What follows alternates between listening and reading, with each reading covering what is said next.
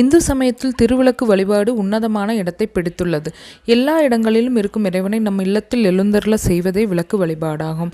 ஆதியில் வேத ரிஷிகள் ஹோமம் செய்து இறைவனை வழிபட்டனர். இந்த முறையே தற்போது தீப வழிபாடாக மாறியிருக்கிறது. விளக்கு வழிபாடு சுற்றுப்புறத்தில் இருக்கும் இருளை அகற்றுவதோடு நம் மனதின் இருளையும் அகற்றுகிறது. வீட்டின் வாசலை மெழுகி மாக்கோலம் இட்டு அதன் மத்தியில் விளக்கை ஏற்றி வைத்து அதனை வீட்டு பூஜை அறையில் வைத்தால் அவ்விளக்குடன் மகாலட்சுமி நம் இல்லத்திற்குள் வருவாள் என்பது ஐதீகம்.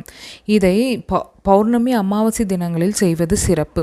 மாதங்களுக்கு ஏற்ப இப்பலன்கள் வேறுபடுகின்றன. சித்திரை தானிய வளம் உண்டாகும், வைகாசி செல்வம் செழிக்கும், ஆனி திருமண பாக்கியம் உண்டாகும், ஆடி ஆயுள் பலம் கூடும், ஆவணி புத்தித்தடை நீங்கும், புரட்டாசி கால்நடைகள் விருத்தியாகும், ஐப்பசி நோய்கள் தீரும், கார்த்திகை நற்பேறு கிட்டும், மார்கழி ஆரோக்கியம் கூடும், தை எடுத்த செயல்களில் வெற்றி உண்டாகும், மாசி துன்பங்கள் நீங்கும், பங்குனி தர்ம சிந்தனை வளரும்.